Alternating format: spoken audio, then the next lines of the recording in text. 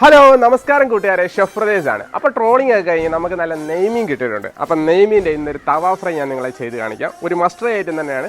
കൂടെ